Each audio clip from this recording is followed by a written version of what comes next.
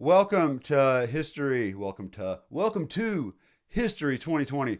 My name is Dr. Sawyer. I'll be your professor for today and hopefully for the rest of the semester. We'll get rolling now.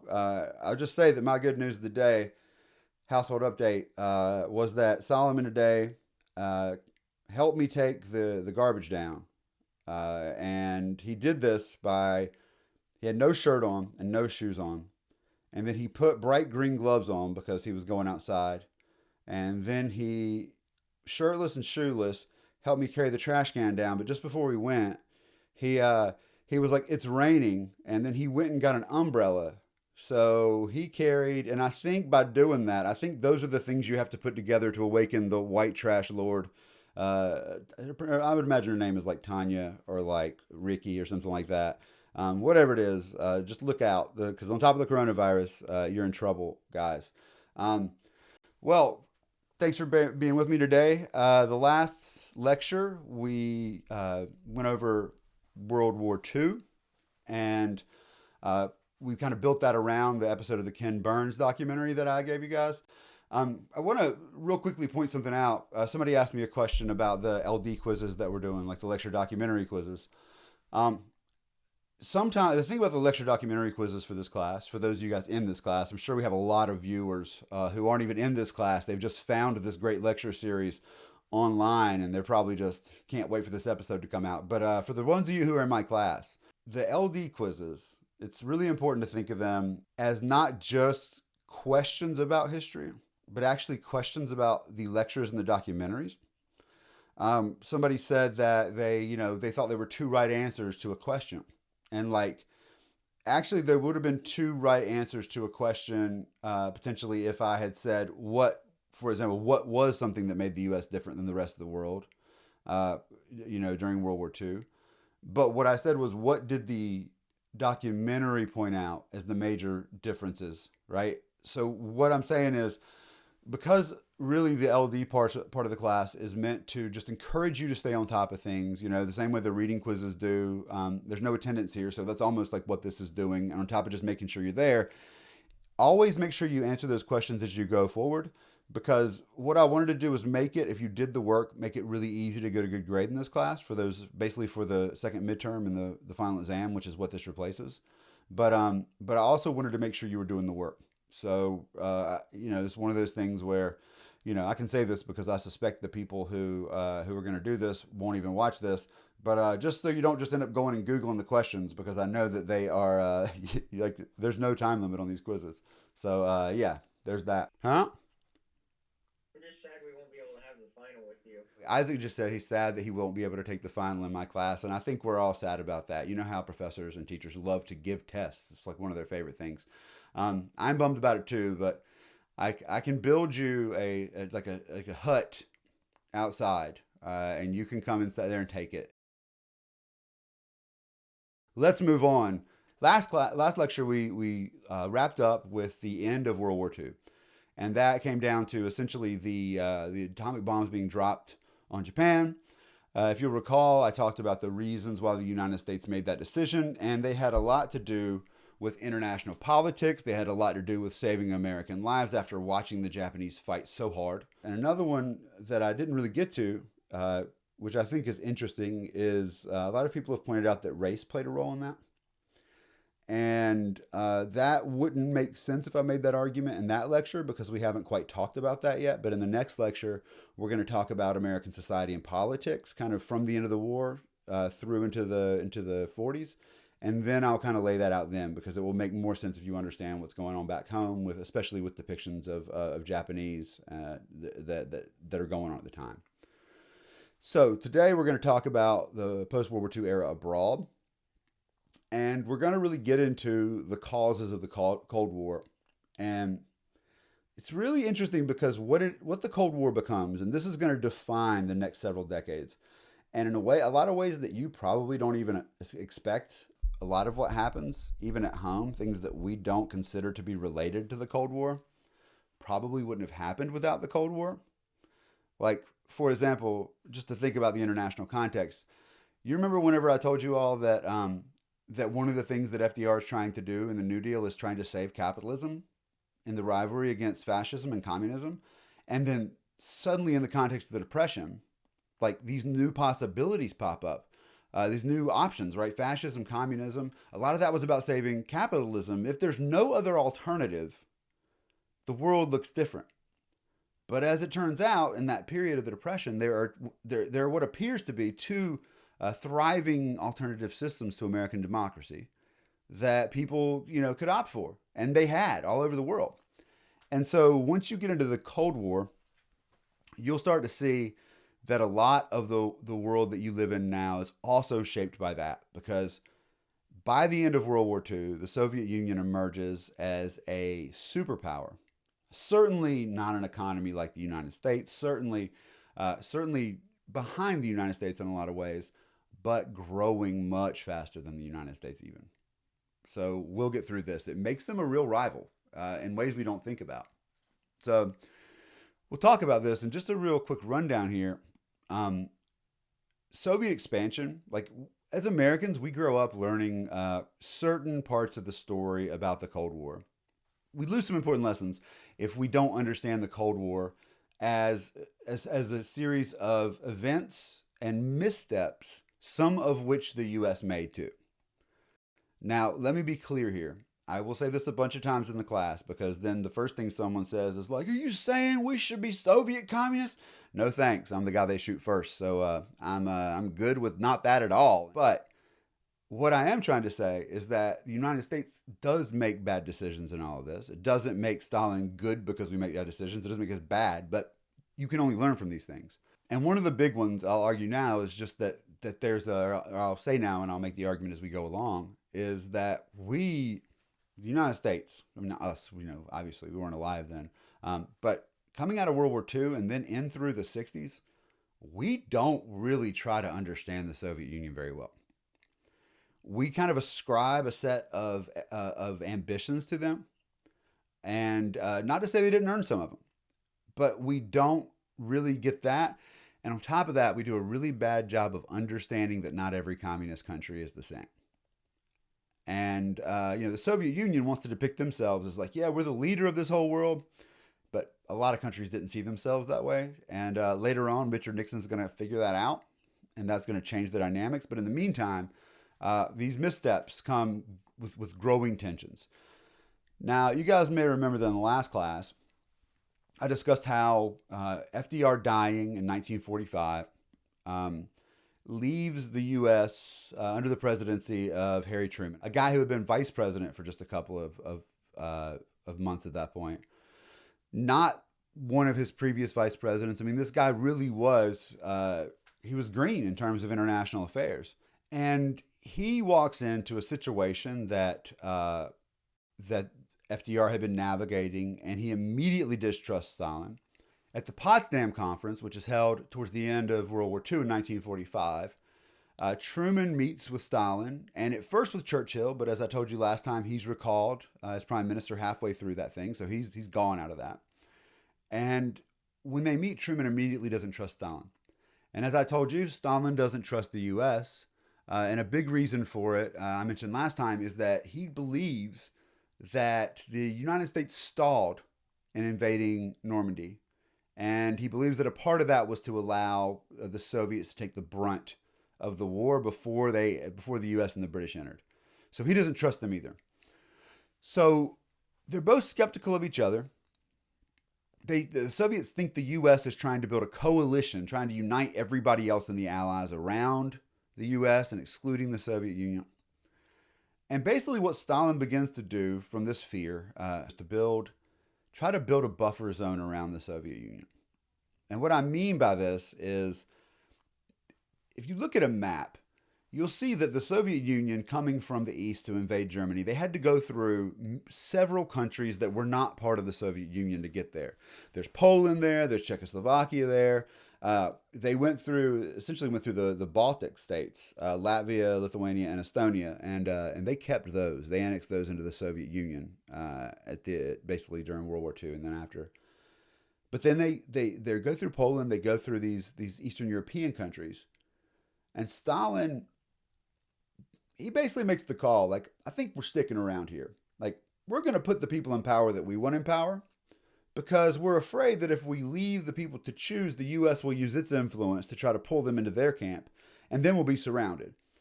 Now, this is something that's useful to understand about this moment, but it's also something about Russia now, too, which, part of the Soviet Union, but still was the core of it.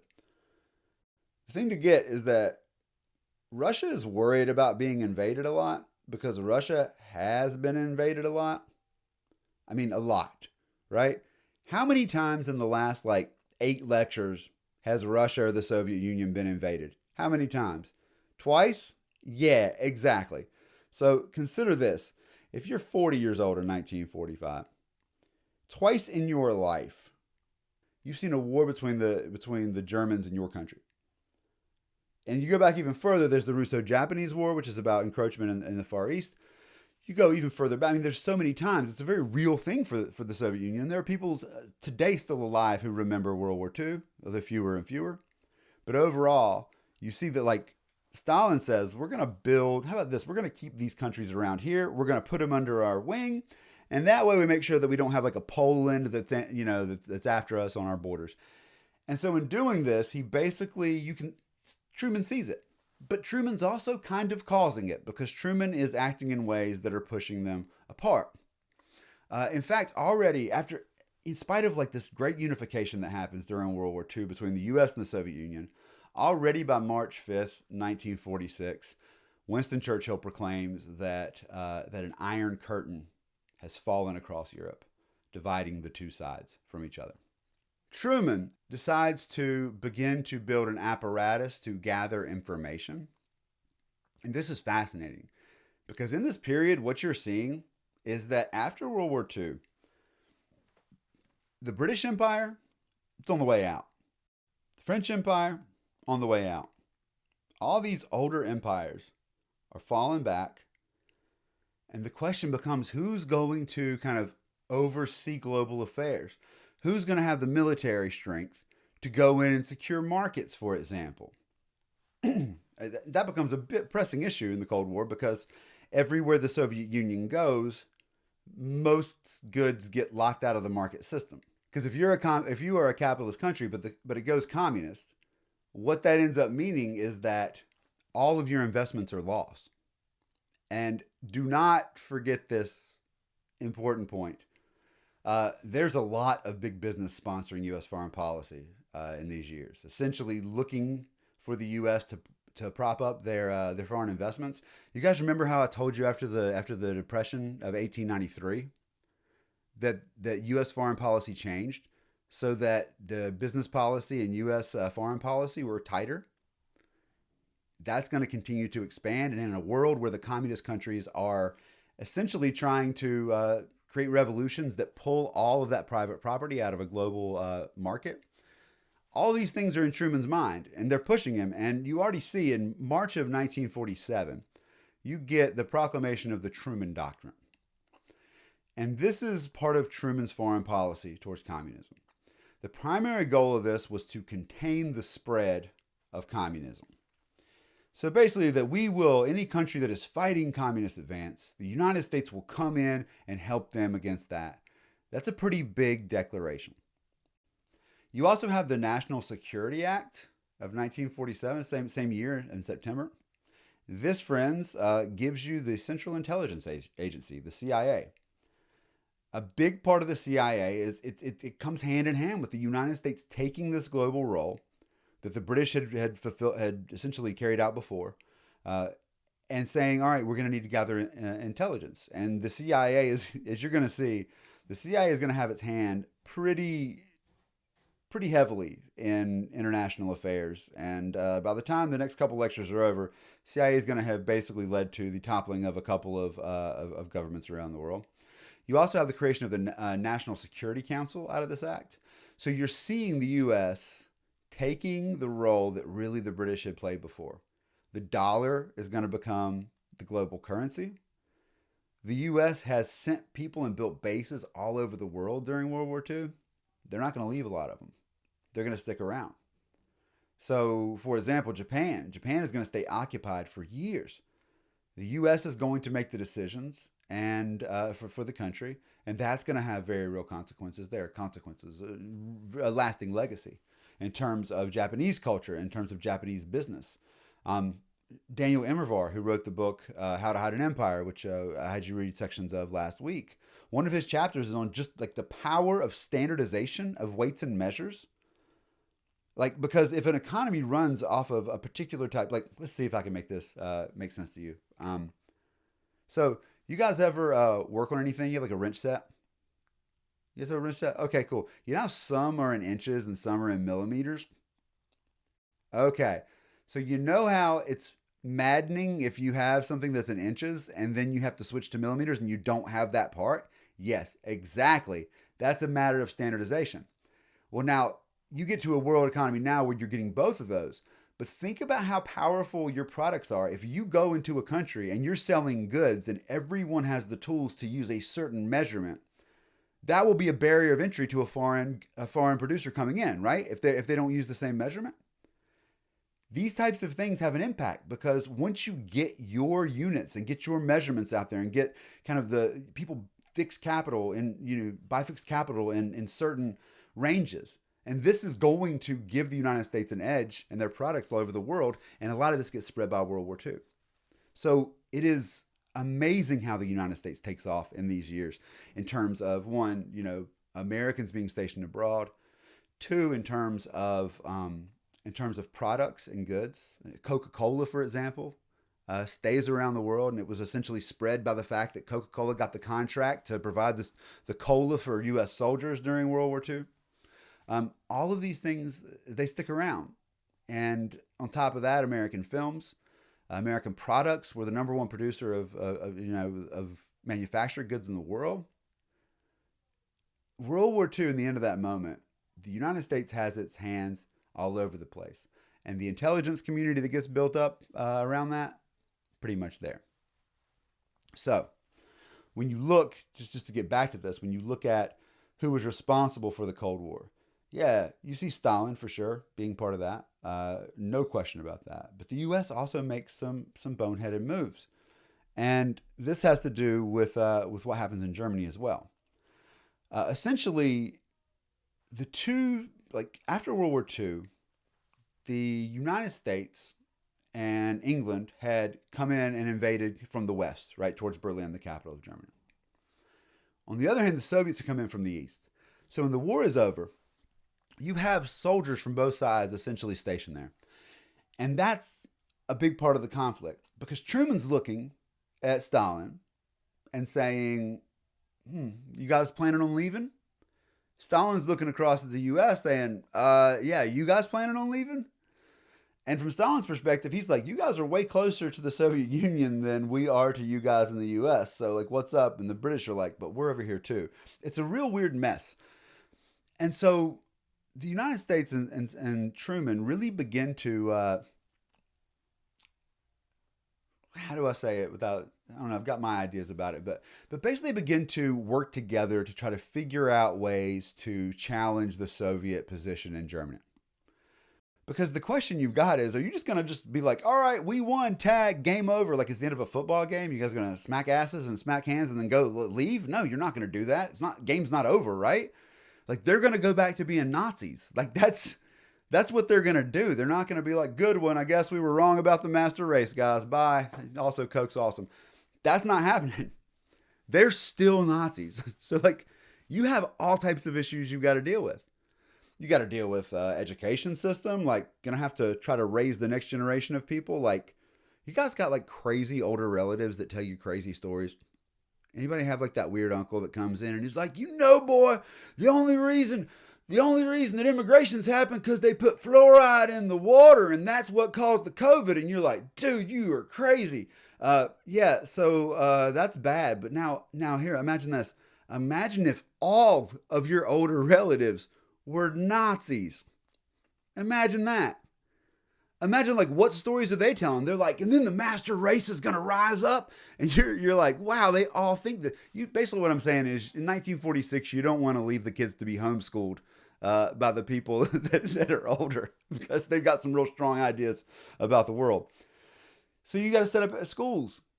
you gotta deal with like how are you gonna fix the economy? Like, what are you gonna do about these Nazis? And so the U.S. decides it wants to stick around for a while, and they do. And in all of this, Stalin's looking over there, going, "What the hell are you doing?" And so the U.S. and the British kind of concoct a plan to unify their units into one country, and then without telling the Soviet Union. And they're just like, surprise, we're starting West Germany here. Also, we've got our own different currency, so cool, we're backing this up. Stalin's pretty furious about this.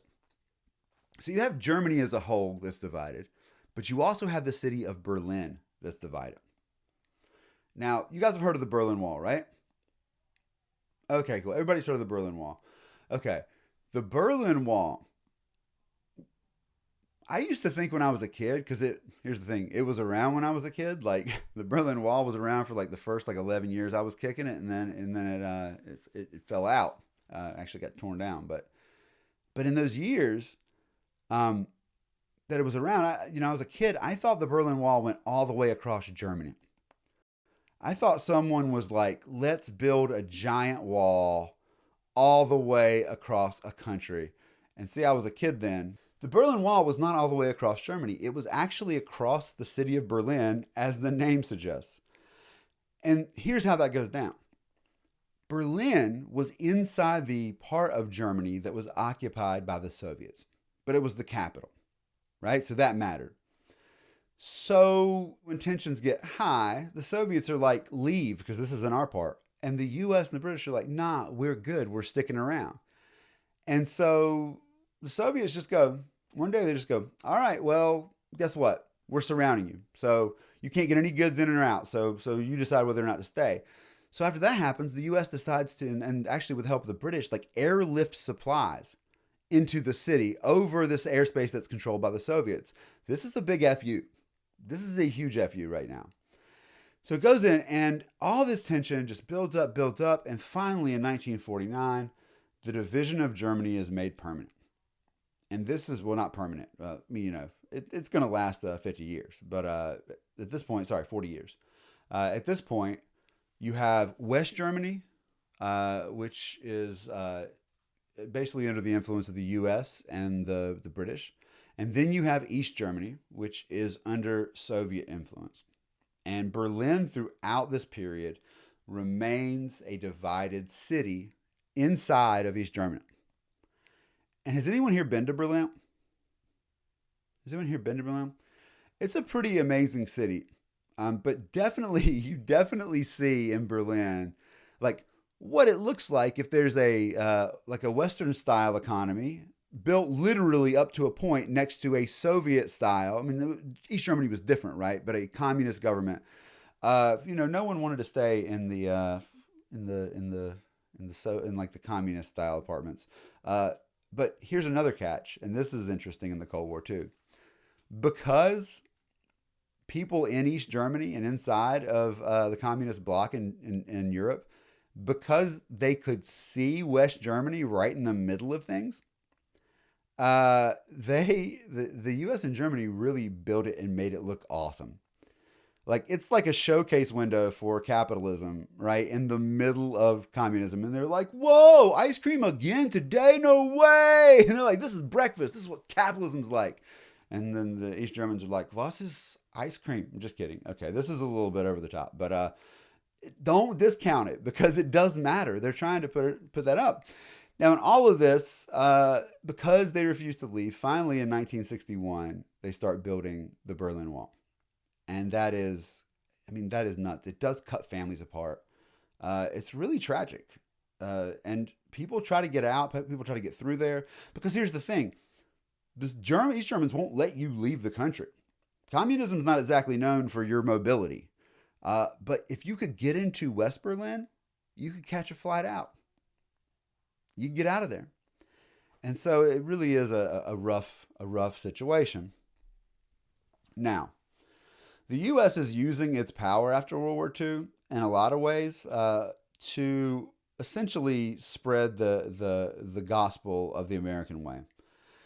Part of this, as I said, has to do with the Truman Doctrine, which offers assistance to foreign countries, financial assistance, and a decent amount.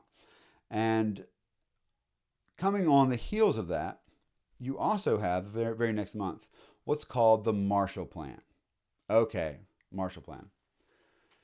There's a total of about $17 billion that the United States gives or loans to other countries in the years after World War II, from 47 for the next several years. $17 billion, right? That is, in today, like that's $47, right? Or throughout the years of those years dollars. Today it's approximately $160 billion that's handed out. Between 1948 and 1953, the U.S. gave over $40 billion in those years' terms in loans and aid to the world. All right? So you're looking at like close to $500 billion. Think about this. Those loans. I told you what happened in World War II, right? All of the industrial cities in the world got destroyed, except for the United States. Over half of the industrial capacity controlled by the United States. Think about how sweet it is when you loan somebody the money to rebuild and you know they're going to spend that money by buying from your country's businesses. You guys ever been to Best Buy before? And when you go in there, you go to buy something and you've got cash in hand. And what does the person at the checkout counter do? They're like, would you like to get a Best Buy credit card? You know, like they're always like that. You know, we got these perks. Why do you think they're so anxious to give you that? You want to know why? Because there's nothing sweeter than making profit off a sale and then making extra money off the interest being charged. The United States is basically the only seller in town for a lot of the world's goods. Again, as I'm saying, this spark, this boom in the United States that comes after World War II, this is a big part of it. So the Soviet Union refuses any of this aid. They're like, nah, we're good. And this, all this together is really shaping the post-World War II era. As these years go on, you begin to see, and 49 is a pivotal year, as I said. 1949, a lot of things happen. First of all, the U.S. and 11 other countries establish the North Atlantic Treaty Organization. You guys ever heard of NATO? You guys ever heard of NATO? Never heard of NATO? Okay, well, NATO is an interesting organization. It binds a lot of countries together. We engage in joint military operations. But here's an interesting point. NATO was formed in 1949 to challenge the expansion of communist governments, and particularly the Soviet Union. Okay? From the time it was formed, its bullseyes were set on Moscow. So, it's really to counter communism. Anybody know what year the Soviet Union fell? That's right. Excellent. 1991. They all knew that. That's amazing. 1991. December 25th. You guys all knew that too? That's amazing. You guys are awesome. Yeah, so the Soviet Union fell in 1991. Guess what's still around? Yeah, Pizza Hut. That's around too. But what's another? Anything else? No, Solomon's in bed. Communism. What? Somebody said communism? Well, yeah, communism is still around, all right? But like, very good. Somebody's like, I'm happy that somebody wrote like communism and they didn't write like an exclamation point and like firework emoji next to it. No, like communism is still around, but the Soviet Union is gone. But what's still around is NATO. And like, this has been interesting. Like, again, so many of these things, if you want to understand global politics, one of the reasons that Vladimir Putin has been so interested in the United States and basically NATO expanding into Eastern Europe is, you know, a lot of people would fairly say, well, the Cold War's over. So what's NATO doing? Except for bringing new members in that were part of the Soviet Union before and getting closer and closer to Moscow. I'm not saying that's the justification for it. I'm not saying that's why it exists. I'm saying that if you are a Russian leader and you start seeing the NATO that was always aimed at Moscow when it was the Soviet Union, but still kind of seems to be getting closer, you might have questions. It's not an unreasonable paranoia, especially if, as I said, get invaded a lot. That's something you don't forget. So this gets established. You also have, and this is huge, all right, NSC 68, April of 1950. This is the next year. This calls for, quote, the rapid building up of the political, economic, and military strength of the free world. So if you look at the military numbers, the numbers in the U.S. standing army, you see that during a war, the United States builds an army, and they are an army until the war is over. And when the war is over, they're decommissioned, they go back home. The army goes back down to a pretty small size. You see this happen: the Revolutionary War, War of 1812, Civil War, yada, yada, yada, World War I, boom, it goes up. We talked about how crazy it was to build an army in World War I. And then in World War II, it goes back up. But remember, if you watch that the Ken Burns documentary, what you saw was that there were a lot of problems with building an army in 1940, just the same way there were in building in World War I. The fact that it happened is amazing. But it was really like something happened and they had to go, but it took time. Well, if you look at those charts, you'll see that for a minute after World War II, it begins to go back down. But what you will see is shortly thereafter, the draft was reintroduced and that the levels begin to go back up, even though there's no active war happening. The Cold War.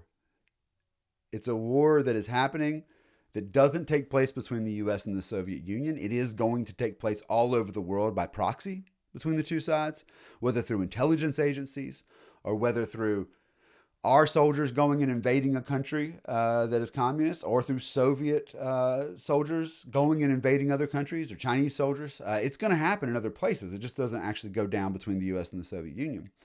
But overall, NSC 68, their 1950, is a part of this. And then finally, on May 14th, 1955, the Soviet Union forms its own alliance called the Warsaw Pact, that is between the Soviet Union and a lot of the Eastern European countries there. You know what, guys? I got to say this. I'm really glad that all the people making these decisions to form these alliances, I'm really glad that they clearly studied World War I and were like, hey, what happens when countries get into alliances? Does that mean when like two of them get in a fight, like everybody has to fight? It does. And then in World War II, you know what I'm saying. But anyway, they did it, and it didn't end the way it could have. So let's go back to 49, because this is, if you want to understand those decisions, you got to understand what happens in 49. Now, China in World War II was a U.S. ally, tight U.S. ally. Chiang Kai-shek, the nationalist leader, had been, tight with us. In fact, his wife was like a celebrity in the U.S.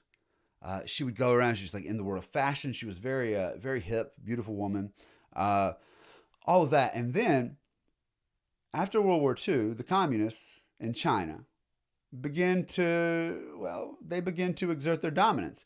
And the problem is, and this is going to be a real issue for the U.S. moving forward, a lot of countries that we might like, and a lot of countries that might have been owned, a lot of their investments owned by our business leaders, or by our investors, the people don't like those governments.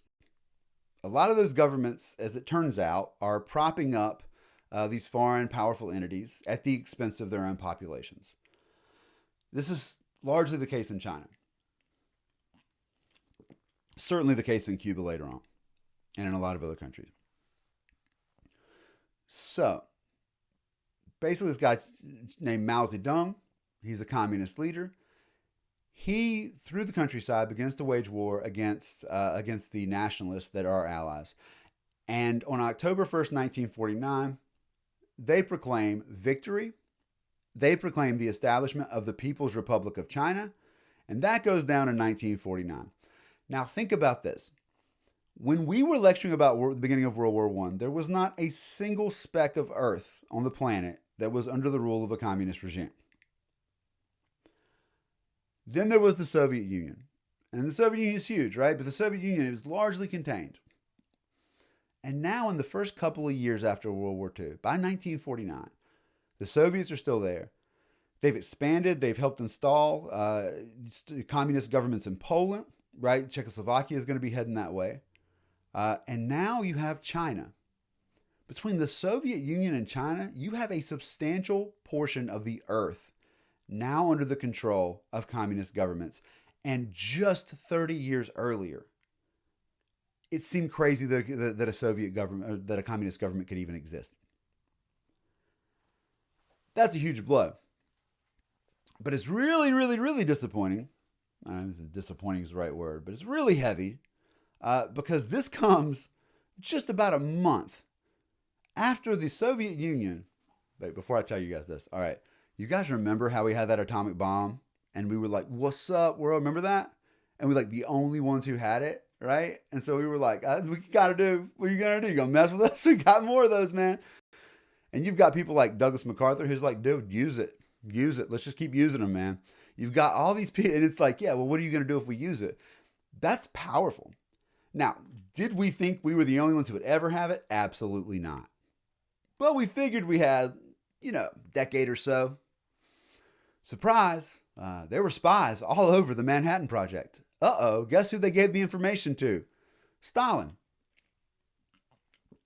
1949, your boy Stalin detonates his first atomic bomb. Now, not only are you not the only person who has it, your biggest enemy has it. And guess what? That means there can now, for the first time in history, be a nuclear war.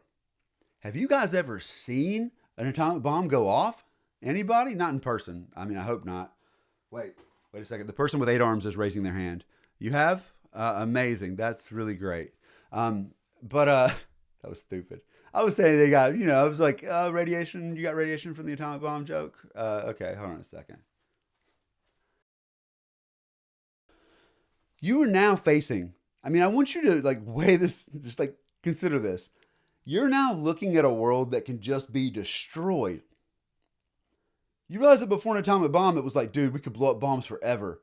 And it's like, some people might make it. Now you can irradiate everyone. You can make the earth unlivable. It's amazing. And now your enemy has it.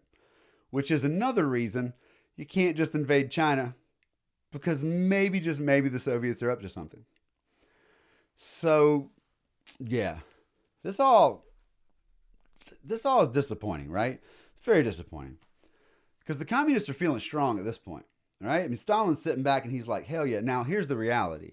What went on in China is not just them following exactly what Stalin's telling them to do. In fact, throughout these years, there's going to be a growing tension between the Soviet Union and China. They don't get along. Again, Richard Nixon is going to be the first person to really figure this out and exploit it, as you guys all know from the history documentary Forrest Gump, which talks about ping pong diplomacy with the Chinese. More on that later. So now communism is spreading, and certainly China is not under the thumb of the Soviet Union. But you know who is? Our friends in North Korea. This section of the class is brought to you by North Korea. North Korea. Look at them march.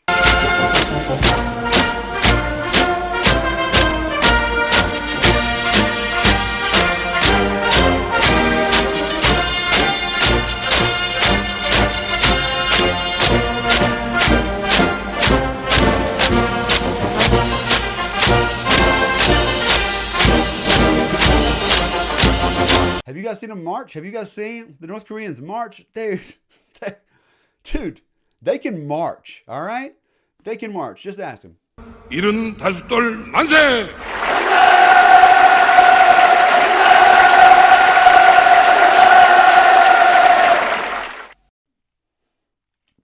Did you guys see them win the World Cup a couple years ago? Did you guys see them win the last World Cup? I'm so sorry. So again, as I was telling you last time, Kim Il-sung, the leader of North Korea, was born on a mountaintop in Korea, came down from, from the gods, and led the North Korean people through the hardships of World War II and secured safe communist government for them. Had nothing to do with the fact that during the end of World War II, that the Soviets had marched against Japan and almost made it to Japan, and then the Japanese surrendered, but the Soviets, remember how they were in East Germany and didn't want to leave? Well, they stuck around in North Korea too. And Stalin appoints the loyal Kim Il-sung, and that's the northern part. But the southern part was occupied by the U.S. So now you got to figure out, what are you going to do about this? It's kind of frustrating, right? Because both sides, and this is the great part, the U.S. is like, hey, I was thinking that we should reunify Korea.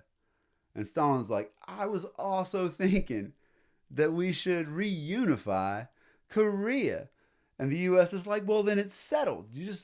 They'll be under our guys' government. And Soviets like, it's weird because I was thinking that it would be under my guys' government. And then one day, North Korea just invades, and they're like, what if we just took it? And it kind of surprised people.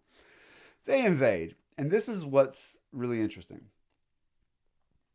This goes to the United Nations.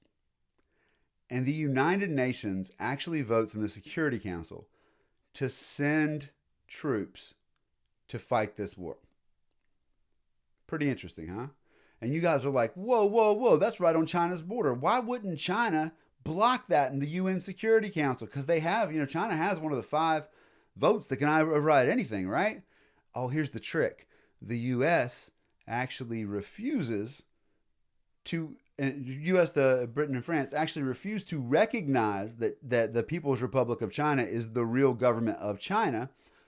So that seat in the UN Security Council is actually going to belong to Taiwan for the next few decades. Because Taiwan, you guys ever heard of Taiwan? That's where the nationalist guy, that's where Chiang Kai-shek, who had been in China during World War II, that's where him and his boys flee onto that island, and we sweep in and protect them. And so they're like, we're actually, and they claim to be the legitimate government of China. And so for the purposes of the world, you have 2 governments proclaiming to be it. To this day, China is pretty mad about Taiwan getting away with it. When I went and taught U.S. history in China, I told them, I was talking about the Civil War and how, the states were brought back in from the South. And one of my students says to me, hey, Dr. Sawyer, so what do you think about it? Like, do you think that the Union had a right to go into the South and and take those states back, And I was like, well, legally it's a messy, but I think morally certainly better off that happened. I think it's better for the country, right? I'm more on Lincoln's side on this. I was like, so yeah, I think I agree with it, and I'm glad that it happened. And they're like, that's funny that you Americans seem to think that it's cool for you guys to go back and take the states that broke away during your Civil War, but ours fled to an island across the channel there, and you guys won't let us get ours back. And I was like, whoa, you guys have been waiting for this, haven't you? And I was like, that's different. And then I was like, let's move on. So it's really interesting. So China couldn't block it because the Chinese seat in the UN Security Council was held by Taiwan, or what we call Taiwan. The Soviets weren't there. And you're like, why didn't the Soviets block it? Because the Soviets were boycotting their seat in the UN Security Council because they were mad about what the U.S. did to China. So they were like, we're not even going to show up. And they were like, cool, well, it looks like the people that would stop this from happening aren't here. So boom, and they send in UN troops to invade. And this is a really interesting turn of events here, because the U.S. and the UN come in and they flood and they push these dudes back. Really effective. Get them back to essentially to the same lines. And the thing is that, and this is another way that miscalculating what these countries are doing can really come back to bite you. So they're essentially quickly pushed back, the North Koreans are. And a lot of American thinkers are like, let's just take the whole peninsula. Like MacArthur's on board with this, right? Like, let's just take the whole thing. Truman's like, let's not do that. But then some changes happen. But people start saying, but look, you guys know what's at the northern border of North Korea? You guys know what's up there? You get up to the kind of northern parts there. It's a border with China and just a very little tip touch with the Soviet Union. People say, dude, but don't you think the Chinese are going to get angry about this, man? You think the Chinese are just going to let you guys push up on their border after they know that the communists there know that you're after them too? And people go, there's no way, dude. There's no way they could fight that. They just fought this long revolutionary war. They're exhausted. There's no way these people could do that. And so the U.S. and the UN, basically the UN under U.S. command, pushes further into North Korea with the attempt of purging communism from the Korean Peninsula. Surprise, surprise. As it turns out, the people who fought for the communist regime in China were not just peons who were forced to go do it because they were told to do it by Stalin. Turns out they really believed in it. And so when we got too close to Chinese borders, the Chinese Red Army came rolling across the border and whipped us back down. And now some people are screaming, let's just nuke them. Thank God we didn't listen to them. But this altogether, consider this. The U.S. comes out of World War II like a champ. Got allies, right? Feeling good. Our soldiers did an amazing thing. They went and sacrificed to fight the Nazis, to fight Japanese nationalism. Amazing stuff. And you're feeling on top of the world for a minute. And then suddenly your relationship turns cold with the Soviets. And now, China, boom. East Germany falls. Poland falls. Czechoslovakia falls. China falls. And then we can't even beat North Korea? We beat the Nazis. We beat the Japanese war machine. And now Korea just whipped our ass? And people start saying, back home, who's to blame for this? Why are we getting soft? Why are we losing this war when we won the other ones? And some people start saying, because all these communists around here have infiltrated our foreign policy. They've been propped up by Truman, and the Democrats have allowed communists to infiltrate the U.S. Now, as we know from the atomic bomb, that ain't all false. But some people are going to get a little bit carried away with it. Next time in History 2020. Thank you guys for being here.